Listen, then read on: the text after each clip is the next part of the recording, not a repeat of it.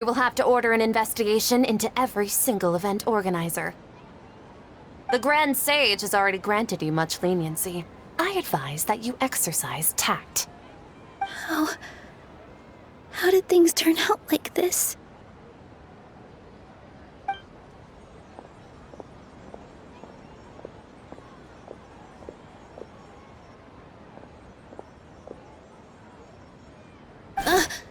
Traveler?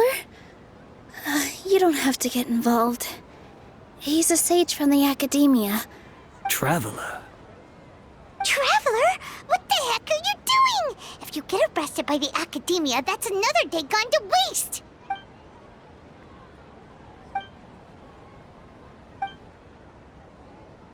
Wait, they're not reacting. Have they been scared stiff? Oh, of course! If this is the sage's plan, they wouldn't put themselves through this. So they're just substitutes. What is this? What happened to the Grand Sage and his entourage?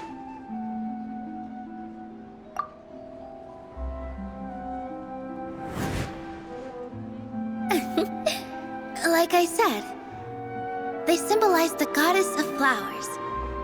It's just a shame that all the real Padisaras went extinct after her death.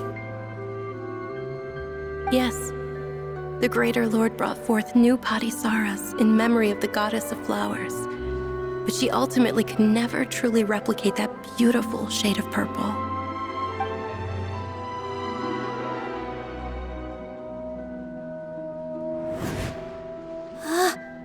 That beautiful shade of purple. Aren't these flowers real Padisaras? Just like the ones from the legend? I didn't even notice. Dunyarzad, did you find these? But didn't you just say all the real flowers went extinct after the goddess of flowers passed away? So, how? Yeah.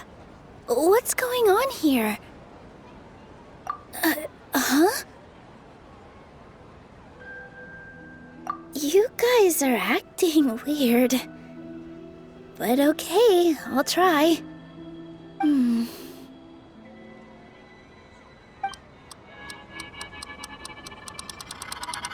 Hey! They disappeared! So Nilu's the host! What a surprise! Purple Padisaras don't exist in the real world anymore. But in Nilu's subconscious, they can appear as decorations on the stage! It's just like the example Nahida told us. People assumed there will be food on a plate, and Nilu assumed there would be real Padisaras in the flower pots. So when you saw the flowers, you instantly knew it was Nilu?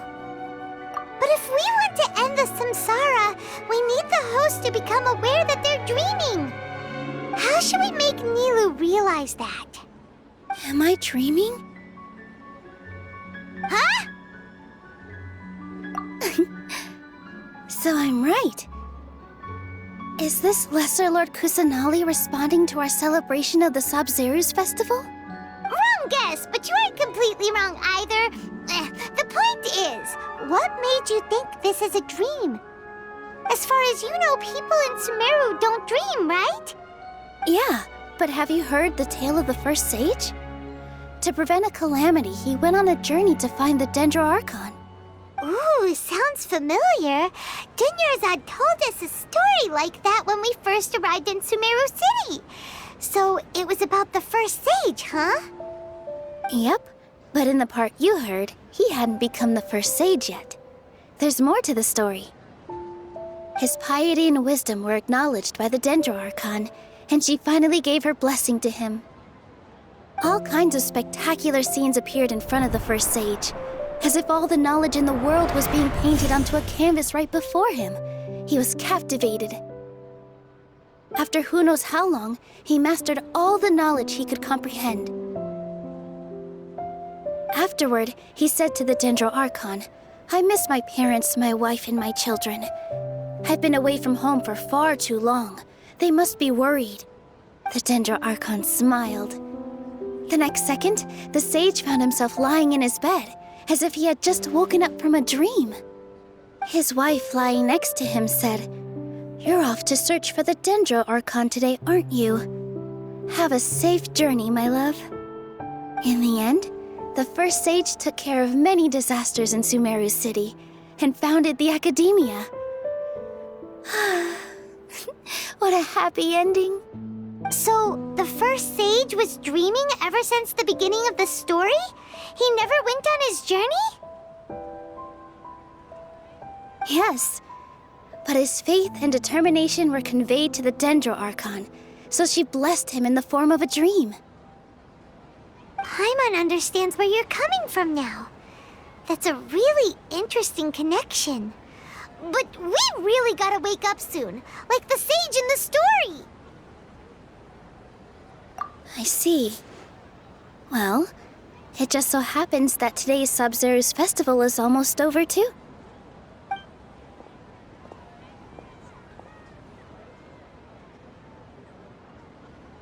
Since we're in a dream, let's make this final dance of Sub-Zero's as beautiful as we can.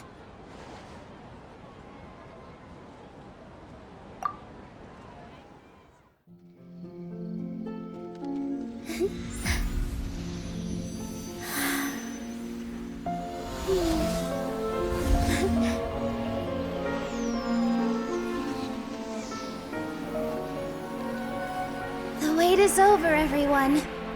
I dedicate this to our god, the Dance of Sub-Zeros.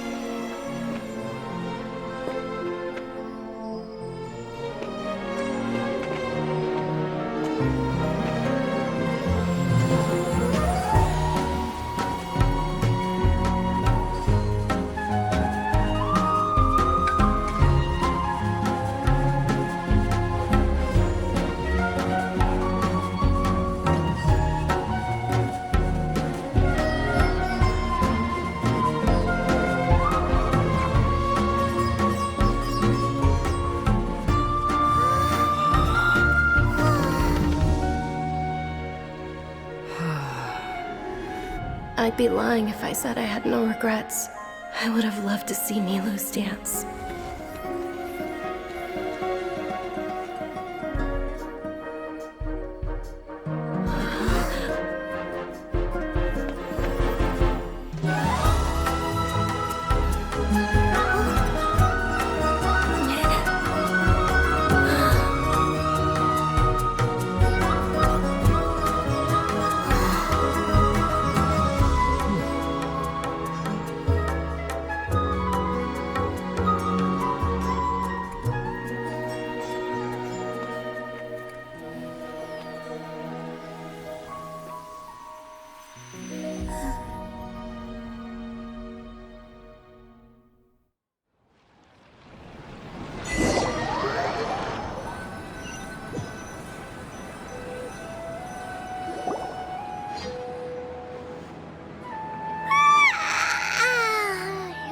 Good morning, traveler.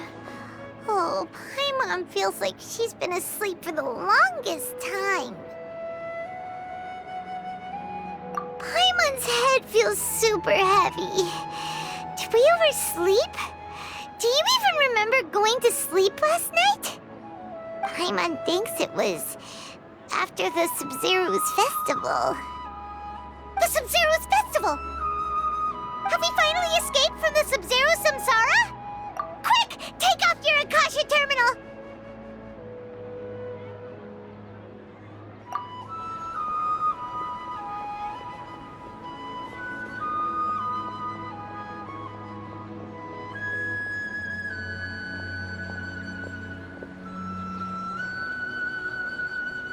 She's not in her room. What happened? Huh? What usual spot?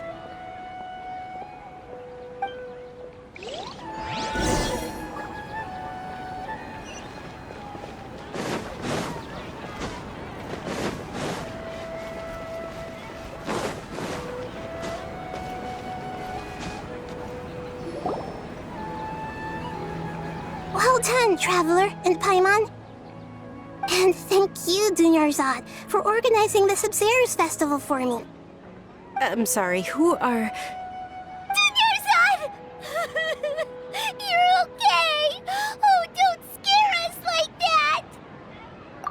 Traveler Paimon, I have something amazing to tell you. I just had a dream, and I saw Nilou performing the dance of Sub-Zerus.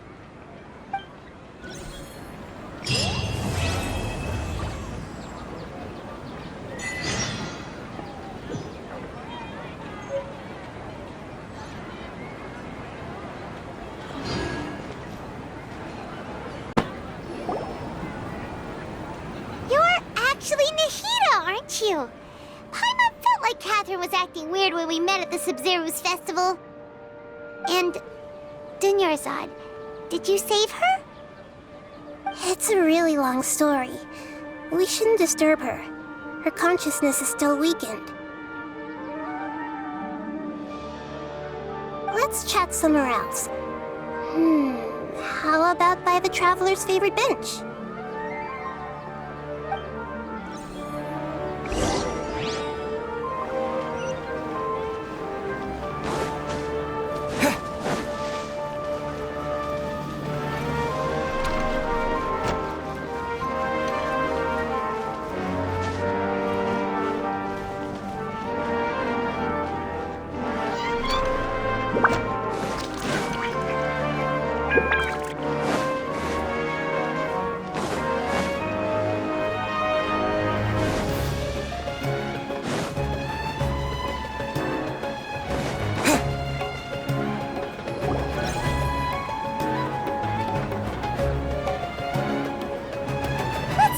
Dunyarzad first.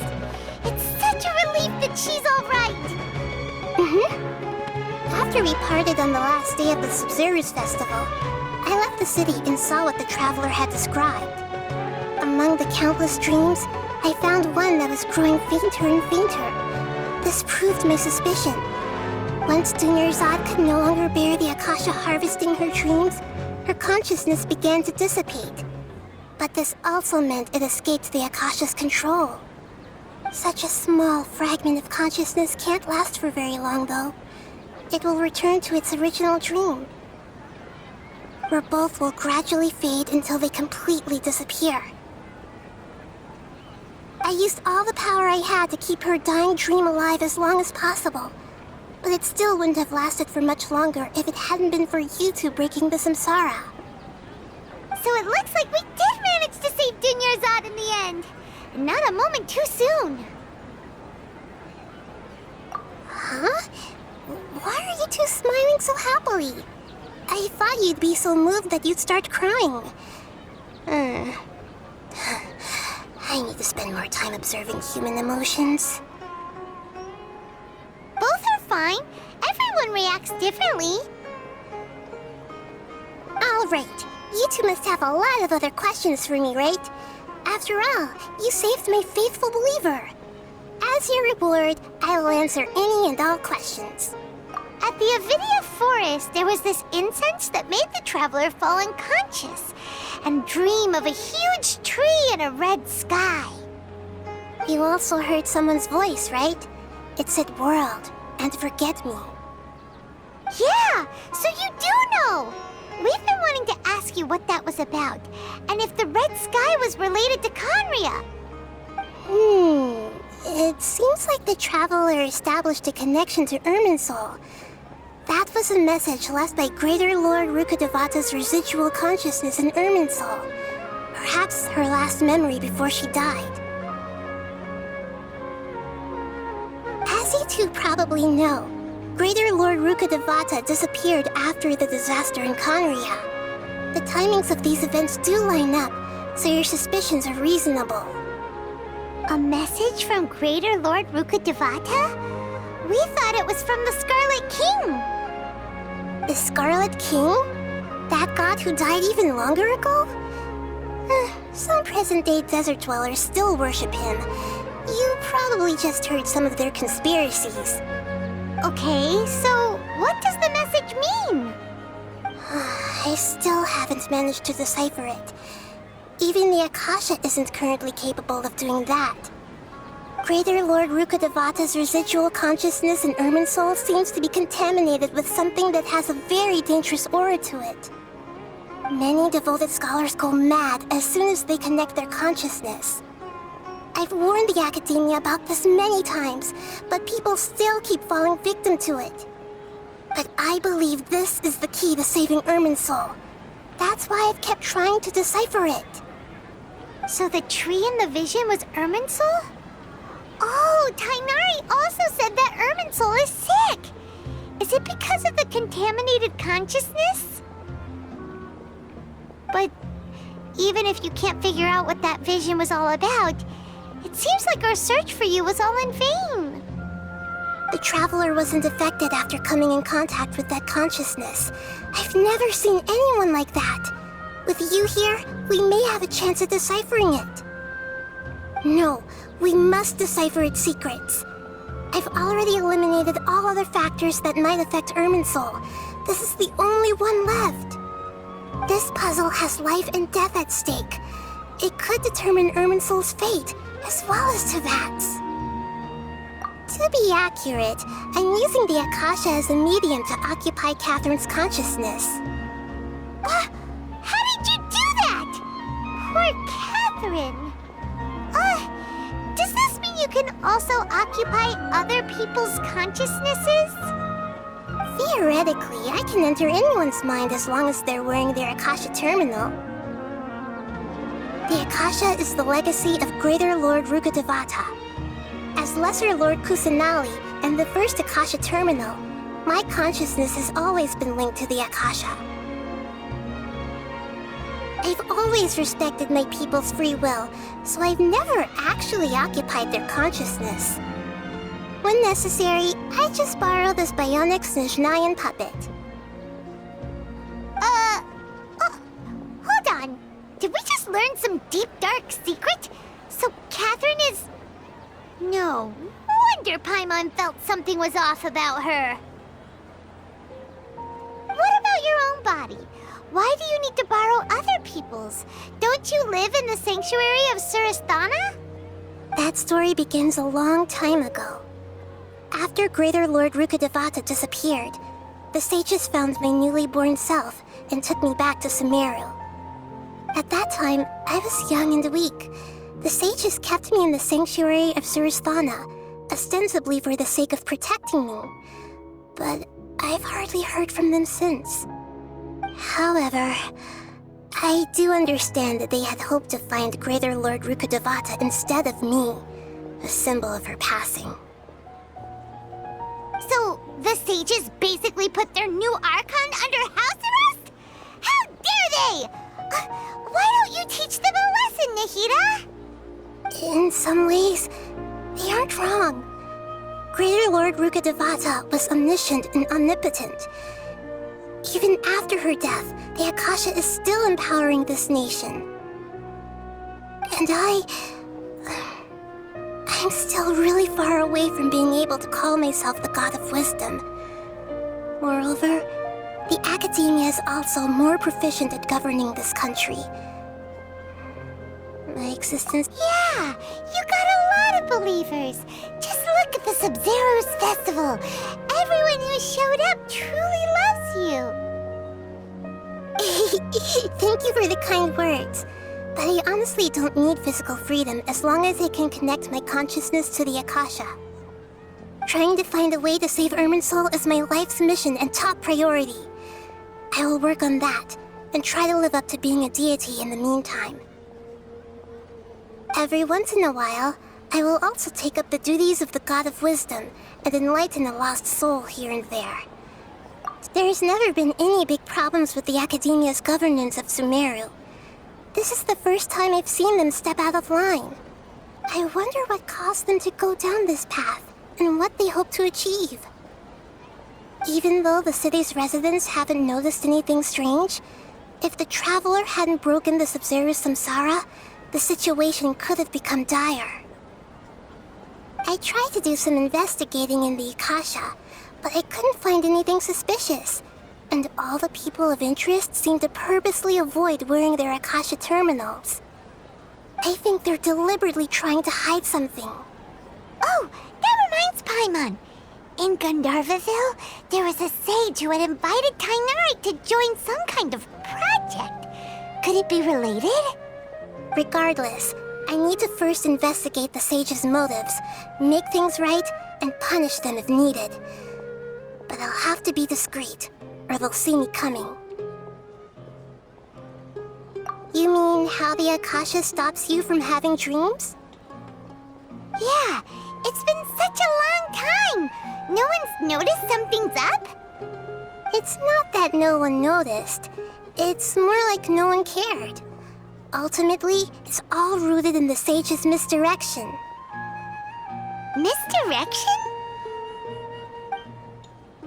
The sages convinced everyone to believe that being unable to dream is a sign of rationality and wisdom. Not dreaming is a badge of honor in Sumeru. Even if the truth is that their dreams are being reaped by the Akasha. With their propaganda in place, the sages can maximize their use of the Akasha to facilitate their research.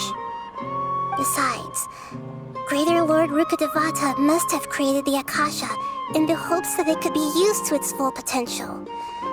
That's why I've never come out strongly against this. Anyway, the perspective advocated by the sages drowned out any voices of doubt.